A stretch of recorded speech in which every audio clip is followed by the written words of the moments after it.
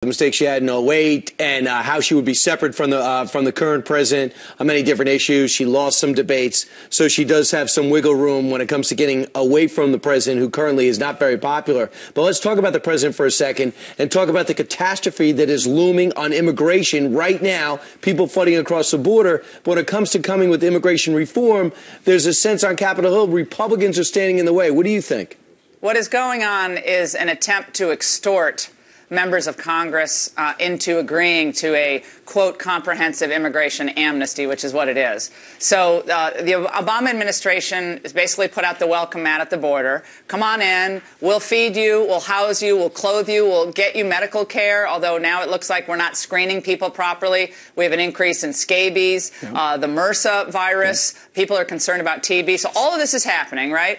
And the response from people like Eric Cantor, big primary challenge today, go Dave Bratt, Eric Cantor, John Boehner, Paul Ryan, nothing personal, I like them all as people, but their response is, oh my God, we got to do immigration reform, and we got to get it done now. What does that say to all the people in Honduras today? Get here as fast as you can, because the Republicans are in cahoots with the president, who allows this border to be a piece of Swiss cheese day in and day out. I'm glad Fox is covering this. A lot of news outlets aren't. This is an ongoing invasion into our country, and it is horrifying for our sovereignty and our rule of law. You mentioned Eric Cantor. Here's exactly what he said. He said, quote, I have told the president there are some things that we can work on together. We can work on the border security bill together. We can work on things like the kids. The kids. And I was looking at LauraIngraham.com, and I saw that you were talking about how if the House Republicans and the House in general comes up with an immigration bill, sends it over to Harry Reid,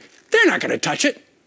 No, and in fact, what happens with any House vehicle is that the Senate bill will ultimately swamp that House vehicle for immigration reform. So anyone hearing this right now, understand this. If Boehner, Cantor, Ryan go forward with the immigration bill, that Senate amnesty bill will ultimately swamp it in large part. So that Senate bill will ultimately become the law of the land. Well, so everything you're hearing now is smoke and mirrors. Smoke and mirrors. I want to get in there, too, to let everyone know, you can come off sometimes in talking about this as being cold-hearted as it relates to kids coming into this country. We saw pictures.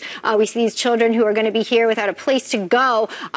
Do they go back? Do they stay here? You've got a heart for adoption. We know that. And we've got a situation in front of us, Laura, that is going to need some real solutions. It's heartbreaking for those families, no doubt. But I see the statistics of 1 in 5 Americans today living in poverty. Millions of American families who send their own children to bed every night hungry. Black, brown, Asian, white, the working poor. Those people are the most affected by this. So, of course, no one wants to see a humanitarian crisis. But what people have to understand, this is created by the Obama administration and the GOP establishment that is essentially saying, as long as you get here, we'll allow you to stay here. That is not a country any longer, my friends. And compassion, we have to have compassion philanthropically for these people. But first, we still have to have a country. If we don't have a country, we're not going to be good to any of those people, no matter where they are. And when we started the show, the first story on Drudge was Paul Ryan saying amnesty's back on the table.